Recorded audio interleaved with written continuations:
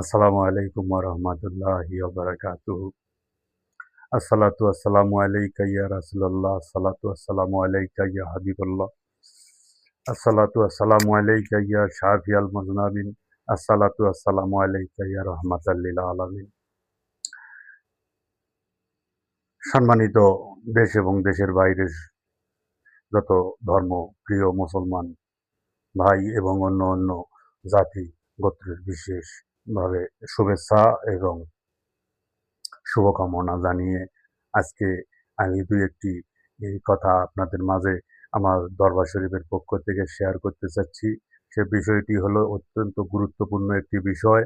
যে বিষয়টি নিয়ে আজকে সারা বিশ্বে, সারা দেশে যে এ বিভেদটা সৃষ্টি হয়েছে এবং মতবিরোধ সৃষ্টি হয়েছে তা একমাত্র এটা বোঝার বিষয়। কারণ যার যে যতটুকু জ্ঞান আহরণ করেছে সে ততটুকুই সে জ্ঞান উম জাহির করে এবং এই জ্ঞানটা ২ টি ভাগে বিভক্ত হয়ে থাকে। একটি জ্ঞান হলো এলমে জাহের, আরেকটি হলো এলমে বাতেন। এলমে জাহের জ্ঞান, এলমে বাতেন জ্ঞান। আল্লাহ রাব্বুল আলামিন তার পাক জবানিতে ফরমান যে, "আমি দুই প্রকার নিয়ামত দ্বারায় আদমকে পরিপূর্ণতা দান করেছি। একটি হলো এলমে জাহের, আরেকটি হলো এলমে বাতেন।" এখন এই এলমে জাহের জ্ঞানটি আমরা কোথায় পাই? এলমে জাহের জ্ঞানটি আমরা পাই জাহের যে শিক্ষা প্রতিষ্ঠানগুলো আছে, সেই জাহেরা যে শিক্ষা প্রতিষ্ঠানগুলোর মাধ্যমে আমরা এই জাহেরা জ্ঞানটা পেয়ে থাকি। যে জেনারেল সেকশনে পড়াশোনা করে, সে ওই জেনারেল সেকশন থেকেই পড়াশুনো করে সেই জ্ঞান বলতে ভুল হবে, সেই শিক্ষাটা অর্জন করেছে। জ্ঞান আলাদা এক জিনিস। জ্ঞান হলো ঐশ্বরিক দান না। বিষয়টা নিয়ে আমি পরে আলোচনা করব। এখন ওই শিক্ষাটায় সে শিক্ষিত হয়ে আরেকটা প্রতিষ্ঠান, জেনারেল প্রতিষ্ঠানে সে শিক্ষকতাটা করে। এ এবং সেও আরেকজনকে সে তার মতো করে গড়ে তোলে। এটা হলো জেনারেল সেকশনের। আরেকটা সেকশন হলো যে অ্যারাবিয়ান যে সেকশনটা আছে, যেখান থেকে কেউ হাফেজ হয়, কেউ কারি হয়, কেউ মুফতি, মাওলানা, মুহাদ্দিস, মুফাসসির হয়ে থাকে। এটা আরেকটা সেকশন। এখান থেকে কি হবে, সে একজন হাফেজের কাছ থেকে পড়ার পরে সে হাফেজ হয়েছে এবং একজন মাওলানার কাছ থেকে পড়ার পরে সে মাওলানা হয়েছে। একজন কারির কাছ থেকে শিক্ষা সবক নেওয়ার পরে সে কারি হয়েছে এবং মুফতির কাছ থেকে সে শিক্ষা সবক নেওয়ার পরে সে মুফতি হয়েছে। এইভাবে প্রত্যেকটা সেকশনে ওই সেকশনের যে শিক্ষক নিযুক্ত করা হয়, সেই নিযুক্ত অনুযায়ী সে শিক্ষাটা প্রদান করে থাকে। তে এটা হলো জাহেরা জ্ঞান। আর এই জাহেরা শিক্ষা। আর এই শিক্ষা দিয়ে কি হবে? এই জাহেরা কাজেই লাগবে। তার দুনিয়াবি কাজে এবং দুনিয়াবি ভাবে চলাফেরার মাধ্যমে দুনিয়ার জীবনে চলাফেরার করতে যতটুকু সে প্রয়োজন সে এই শিক্ষাটাকে ব্যবহার করে। কেউ ডাক্তার হচ্ছে, কেউ ইঞ্জিনিয়ার, এটা জাহেরা জ্ঞান। আরেকজন ইঞ্জিনিয়ারের কাছে সে যতক্ষণ পর্যন্ত সে ক্লাস সবক না নেয়, সে মোতাবেক ব্যাকরণ অনুযায়ী যদি সে ফলো না করে তাহলে সে পাস করে না এবং সেই পাস করার পরে আরেকটা ইঞ্জিনিয়ারের কাছে সে প্র্যাকটিক্যাল শিক্ষা নেয়। এটা দুনিয়াবি কাজে সে আরেকটা সেকশনে যায় সেই মোতাবেক সেই ইঞ্জিনিয়ারের যে কার্যক্রমগুলো আছে সে বাস্তবায়ন করে থাকে।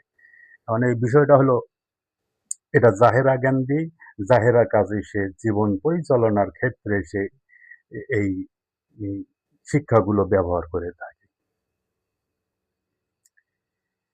এখন এই আমরা যে হ্যাঁ, হাকিকি জ্ঞানটার কথা বলতেছি, বাতেন যে জ্ঞানটা, এটা কিন্তু কোনো স্কুল, কলেজ, মাদ্রাসা, ইউনিভার্সিটিতে, বিশ্ববিদ্যালয়ে এই জ্ঞানটি থাকে না। এটা জ্ঞান সিনাই জ্ঞান, এলমে তাসাউফের জ্ঞান, এলমে হেরাগুয়ার জ্ঞান। এটা আল্লাহ প্রদত্ত জ্ঞান এবং আল্লাহর ঔষধিক জ্ঞান। এই জ্ঞানটি আসে একমাত্র আল্লাহর পক্ষ থেকে, রসুলের পক্ষ থেকে এবং ওলিয়ে কামেল যারা, মোকাম্মেল পীর মোর্শেদ যারা, এদের মাধ্যমে সেনাইর মাধ্যমে সেনাই জ্ঞান যারা যেটা সেটা ওইভাবেই চলমান হয়ে আসে। এখন যারা জাহেরা জ্ঞানটা এলেমটা অর্জন করেছে, জাহেরা শিক্ষাটা অর্জন করেছে, এরা তো এর খবর জানে না। বিধায় সদা সর্বদাই কিন্তু তাদের মতবিরোধটা লেগেই থাকে। যেমন এখানে বলা হচ্ছে যে সালাদটারও ২ টা দিক আছে, নামাজেরও ২ টা দিক আছে, হজেরও ২ টা দিক আছে, কোরবানিরও ২ টা দিক আছে এবং সমস্ত সৃষ্টি জগতে যতগুলো সেকশন আছে প্রত্যেকটা সেকশনই ২ টি ভাগে বিভক্ত করা হয়েছে। একটি হলো এলমে জাহের, একটি বাতেন। এর দেহটাই জাহের, কিন্তু আমি নিজেই বাতেন। তোমার দেহটাই জাহের, তুমি নিজেই বাতেন। এবং জাহের এবং বাতেন এটা আরেক পাড়াতে জাহের আরেক পাড়াতে বাতেন সেটা কখনোই নয়। শরীয়ত এবং মারফত, হাকিকি এবং মেজাজি একে অপরের পরিপূরক। একটি ফলের ৪ টি অংশ এই যদি বোঝা যায়, ওপরে যে খোসাটা থাকে এই খোসা দেখেই বুঝি এটা আম না জাম। কিন্তু এর ভেতরে যে স্বাদ আছে এটার স্বাদটা কিন্তু বিভিন্ন আমের বিভিন্ন স্বাদ হয়ে থাকে। তাহলে এই আমের স্বাদটাই কিন্তু এর মারফত। দেখতে কিন্তু আম বাইরে থেকে আম বোঝা যায়। যেটা যেকোনো আমই হোক।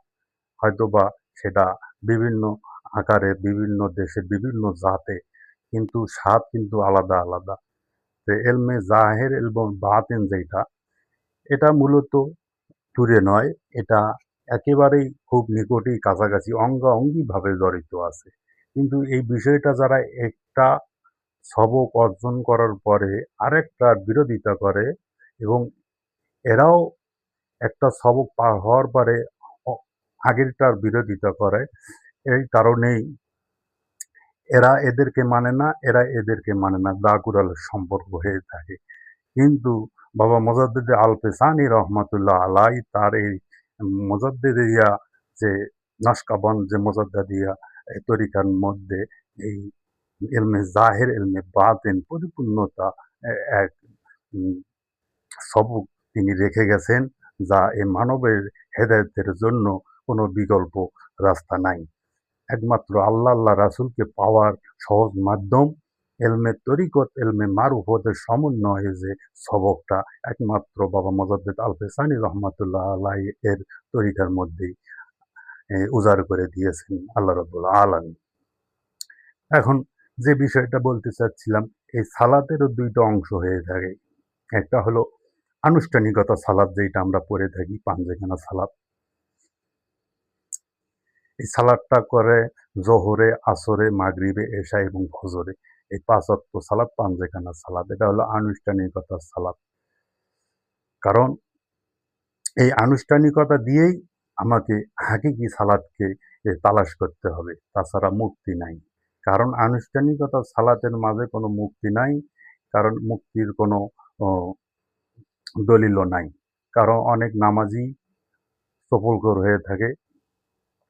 অনেক নামাজি অন্যায়কারী, সুদকারী এবং বিভিন্ন পেশায় ধর্ম ব্যবসার সাথে সে লিপ্ত থাকে এবং বলৎকারীর কাজে লিপ্ত থাকে এবং মারামারি, কাটাকাটি এবং রাষ্ট্র সংসদে যাওয়ার জন্য এই ধর্মকে পুঁজি করে ব্যবসা করে। এই এই নামাজিরাই করে থাকে। কিন্তু এই আনুষ্ঠানিকতা যে নামাজটা আমরা পেয়ে থাকি এটা দ্বারা আমাকে ফাহিশা কাজ থেকে কখনো বিরত রাখতে পারে না। এখন হয়তোবা আমাকে প্রশ্ন করতে পারেন যে হয়তো যার সালাত করে অথচ অন্যায়ও করে তার সালাত হচ্ছে না। বলে না, সালাত অবশ্যই সে করে কিন্তু তার সালাতটা আনুষ্ঠানিকতার মধ্যেই লিপিবদ্ধ আছে। কারণ তার সালাতটা দুনিয়ার মধ্যেই লিপিবদ্ধ আছে। কারণ সে সালাতে দাঁড়াইলেই তার দুনিয়ার সামনে দণ্ডায়মান থাকে। আল্লাহ রাব্বুল আলামিন থাকে না। নামাজে দাঁড়াইলেই তার দুনিয়ার চিন্তা চেতনা, সংসারের চেতনা এবং জমাজমি অর্থ সম্পদের চেতনা তার জায়নামাজের সামনে এসে দাঁড়ায়া যায়। কিন্তু হাকিকি সালাতটা ওই রকম নয়। ওলিয়ে কামেল যারা, পীর মুর্শেদ যারা, নবী রসুল যারা এদের নামাজটা মোটেও ওই রকম ছিল না এবং ওই রকম আজও নাই। এখন এই আনুষ্ঠানিকতা সালাতটা পড়তে আমাদের যে বিষয়টা লক্ষ্য করা যায়, এই আনুষ্ঠানিকতা সালাতটাই একমাত্র পড়বে যে সাধক এবং সাধারণ আমানু বিশ্বাসী যারা তারাই এই সালাদটা পড়বে। যার কারণে আল্লাহ রাব্বুল আলামিন বলেছেন যে ইয়া আইয়ুহাল্লাযীনা আমানু। আমানুদেরকে বলা হয়েছে যে হে বিশ্বাসীগণ, তোমরা সালাত কায়েম করো এবং যাকাত প্রদান করো। এটা আমানুজ সাধক যারা, এদের জন্য এই সালাদটা। এই সালাদটার মাধ্যমে তাকে হাকিকি সালাত পর্যন্ত পৌঁছাতে হবে। হাকিকি সালাদটা কি? এবং আল্লাহতে সেজদা করা এবং রাসূলকে সোহবতে পৌঁছানো। রাসূলের সোহবতে পৌঁছানো, রাসূলের কাছে পৌঁছানো এবং আল্লাহর ফানা হওয়া। এই হাকিকি সালাদটা অর্জন করতে গেলে একজন ওলিয়ে কামেলের সোহবত, বেলায়েত প্রাপ্ত ওলিয়ে কামেলের সোহবত এবং এই ৪ টা খানদা, ৪ টা অ্যা খানদা যেটা আমরা পেয়ে থাকি, মাওলা আলী আলাইহিস সালাম থেকে আসছে কাদরিয়া তরিকা এবং চিশতিয়া তরিকা এবং হযরত আবু বকর সিদ্দিক রাদিয়াল্লাহু তাআলা আনহু হতে এই অ্যা মজদ্দেদিয়া নকশবন্দ, এই ২ টা সমন্বয়ে একটা তরিকা এটি চলমান রয়েছে। এই সিলসিলা মোতাবেক এবং খেলাফত প্রাপ্ত কোনো খলিফার কাছে এই বায়াতে সবক নেওয়ার পরে এই দাইমি সালাত যেটা, হাকিকি সালাত যেটা, আল্লাহর সন্তুষ্টি এবং আল্লাহর দিদার দর্শনের জন্য যে মোরাকাবা মোশাহেদার মাধ্যমে আল্লাহতে পর্যন্ত পৌঁছা যায়, এই সবকটা নিতে হয়। কিন্তু আমরা দাইমি মেজাজি সালাতের মধ্যে যা বলি কিন্তু তা নিজেরাই বুঝি না এবং বুঝলেও অনেকে হয়তোবা সার্থকতার কারণে সেটা মানে না। কারণ আমরা সূরা ফাতিহার ভিতরে বলতেছি যে, ইহদিনাস সিরাতাল মুস্তাকিম, আল্লাহ আমাকে তুমি সিরাতাল মুস্তাকিমে চালাও, যাদের পথ, যাদেরকে আপনি নিয়ামত দান করেছেন এবং তাদের পথে নয় যাদেরকে আপনি পথভ্রষ্ট করেছেন। এখন আমরা বলতেছি আল্লাহ আপনি আমাদেরকে সরল সোজা সঠিক পথে চালান। এখন এই পথটা সারা জীবন চেয়ে গেলাম কিন্তু পেলাম না। এই পথটা আছে একমাত্র ওলিয়ে কামেল যারা, যারা দায়েমি সালাতের মাধ্যমে, দায়েমি রোজা এবং দায়েমি কুরবানি হজের মাধ্যমে আল্লাহতে ফানা হওয়ার পরে আল্লাহর দিদাহে এলাহি নসিব হয় এবং এ যারা ওই মেরাজ প্রাপ্ত হয়ে থাকে এবং মুমিন পর্যায়ের সাধক যারা, মুমিন পর্যায়ে তো আর সাধক হয় না। এই একটা সাধকই মুমিন পর্যায়ে পৌঁছে যায়। মুমিন হলো সাধনার শেষ পর্যায়। এরপরে আর কোনো সাধনা নাই। কারণ একমাত্র আল্লাহ রাব্বুল আলামিন বলতেছেন যে, অ্যা কুলুবিন কুলুবিন মুমিনিন আরশিল আল্লাহ।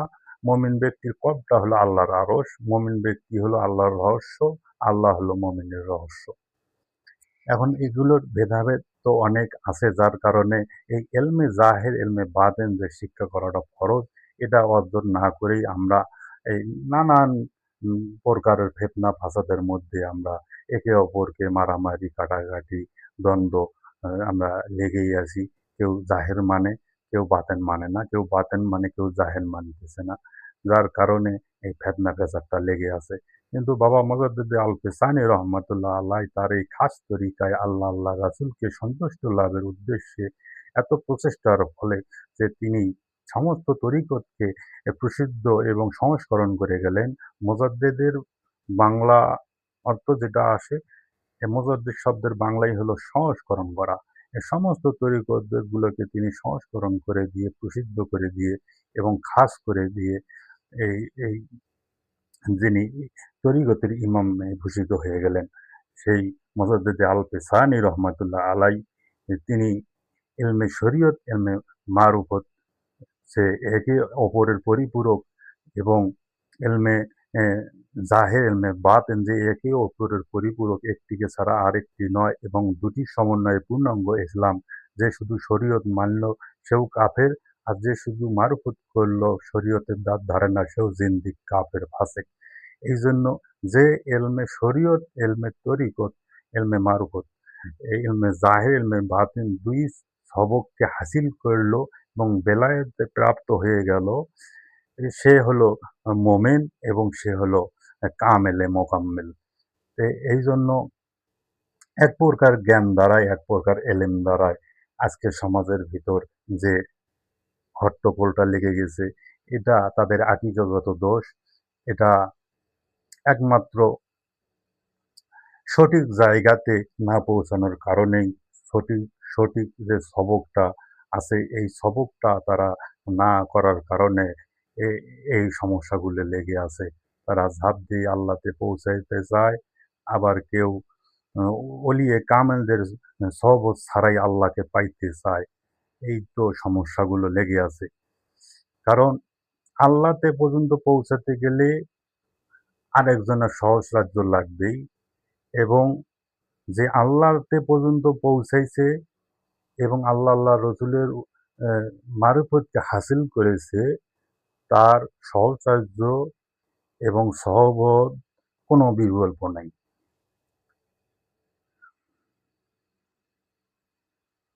কারণ যারা ডাইরেক্ট আল্লাহকে পেতে চায়, মাধ্যম মানে না, ওসিলা মানে না এবং এই সিরাতুল মুস্তাকিমের পথিকদের পথকে মানে না, অনুসরণ করে না, তার এর মুক্তিটা কিভাবে হবে?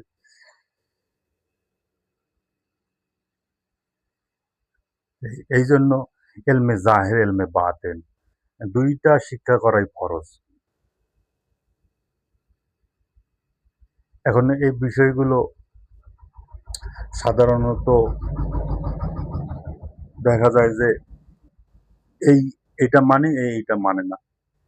তাতে এতে সমাধান আসবে না। আর যারা ওলিয়ে কামেল উচ্চ পর্যায়ের সাধক থেকে মমিনের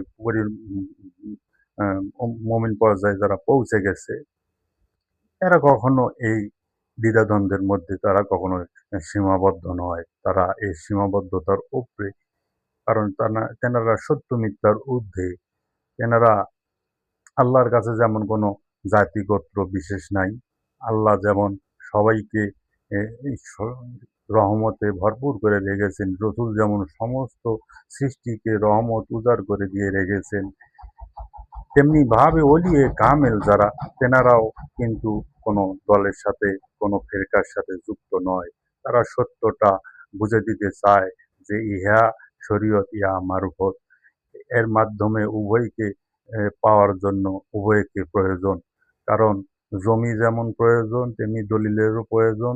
দলিল যেমন প্রয়োজন তেমনি দলিলেরও প্রয়োজন। তেমনি এই আনুষ্ঠানিকতা যে ইবাদতগুলো পেয়ে থাকি, আনুষ্ঠানিকতা যে কার্যক্রম বিধিবিধানগুলো পেয়ে থাকি, এই আনুষ্ঠানিকতার মাধ্যমে দিয়ে আমাদেরকে মূলে যেতে হবে। কারণ মূলে কি চায়? কারণ আল্লাহ বলছেন তোমরা আমাকেই সেজদা করো। একমাত্র আমাকে সেজদা ছাড়া আর কাউকে সেজদা করার হুকুম নাই। কিন্তু আল্লাহ রাব্বুল আলামিন কাবাকে মাধ্যম বানিয়ে দিলেন। কাবার মাধ্যম ছাড়া সেজদা করা যায় না। এবং কাবাতে সেজদা করার আগে ইমামকে মাধ্যম করেই রাখছেন। ইমাম ছাড়া ইমামের আগে পিছনে সেজদা করা যায় না। তাহলে এই মাধ্যম ছাড়া আল্লাহতে সেজদা করা যায় না। আবার এই সেজদাটা করতে গেলে আমাদের টাটিতে মাটিতে যায় নামাজে পড়ে যায়, পাকার উপরে পড়ে যায়। কিন্তু আল্লাহ রাব্বুল আলামিন বলতেছেন তোমরা আমাতেই সেজদা দাও। এই বিষয়গুলো আহ, অবশ্যই তো সবকের বিষয় এবং আল্লাহতেই যে সেজদা করতে হবে সেটা কেমনে করতে হয় এটা আল্লাহতে ছাড়া অন্য কোথাও সেজদা করা শিরক এটা তারা আহ, জানলেও কিন্তু তেনারা মানে না।